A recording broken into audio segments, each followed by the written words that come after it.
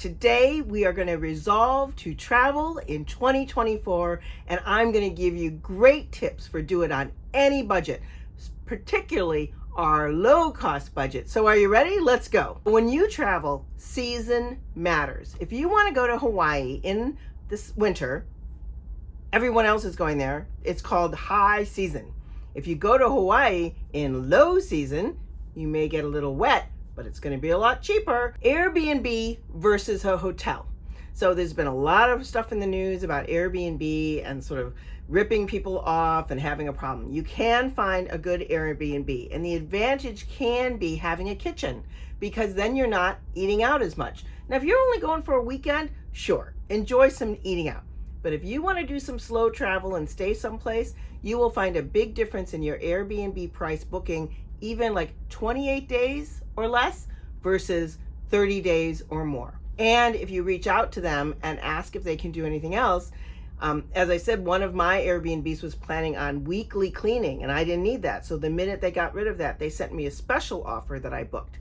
So look at the time that you're going to be away.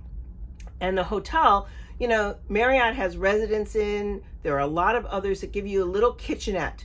Some of them have had stoves, but mostly it's a refrigerator and sink, microwave. You definitely have a microwave, depending on how long you're gone and where you're going to be. So I always check both of those. Marriott and many of the hotels have senior rates. So make sure that you look at the rate options when you're booking a hotel. Now, I know all of us are part of AARP, that 55 plus option, and maybe even have a Costco membership. They have lots of travel deals, including gift cards that you buy a $500 gift card, but you only pay $450 for it. Or you buy a $100 gift card and you only pay $95 for it. So always look at those, because those can add up and be useful to you. Every dollar we save is more dollars that we have to travel. And they also have their own travel departments. So they can offer good deals sometimes. You just have to look around. Vacations to go for land and cruises and vacations. You can look at I always check AARP, I'll check with Costco, I'll check with Vacations to Go. So you got to do your research, and it's kind of fun. I find it fun. Sometimes you can find some place and that's cheap and decide to go there, or you can hone in on the place that you've always wanted to go and then look for a deal.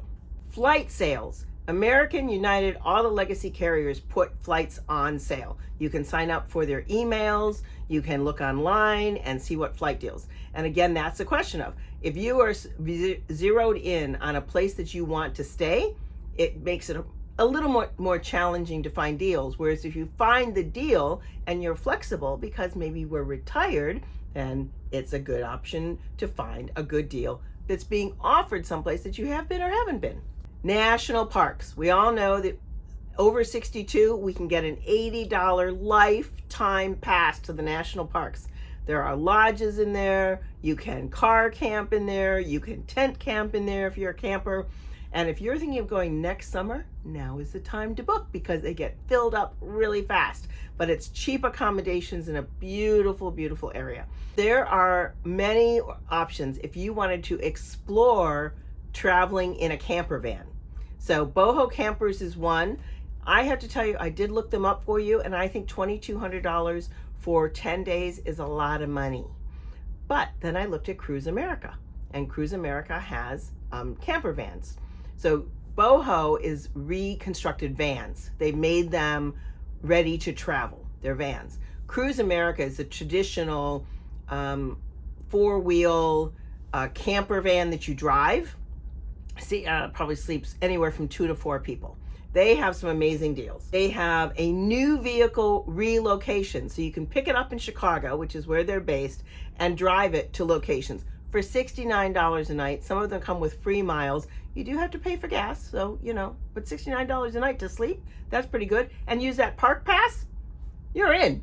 And then back to Phoenix relocation. So they also have on their list of where the camper van is and need to get it back to Phoenix.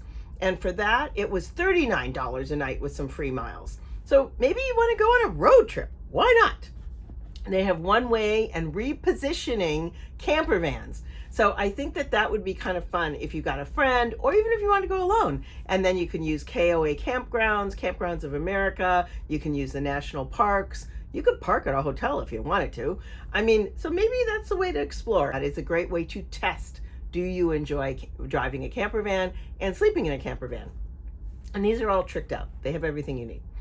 Let's talk about Amtrak. So they have senior specials as well, and they have weekly specials Tuesday through Friday. Since we're retired, we don't have to travel during the high season or during the peak periods of a train going between Washington, New York, or Boston. So look at those deals. I love train travel, and they offer discounts for seniors, and you can go anywhere, and we have the time, so why not? Amtrak also has a loyalty program, just like the airline, so you collect points that you can use for future travel. Another one I want to give you is FlixBus, and it's an opportunity that's taken over some of the Greyhound routes to take a bus anywhere in the country. Now, I have to tell you, I did look this up, and I thought Chicago to Orlando was $140 and 27 hours. So I would suggest the FlixBus, like between Chicago and Milwaukee, or something quick, not something long, because you can fly from Chicago to Orlando on those same days for $158 return. So do your research. I hope you found this helpful. Check out other videos in my series on traveling solo for cheap, and I look forward to seeing you next time.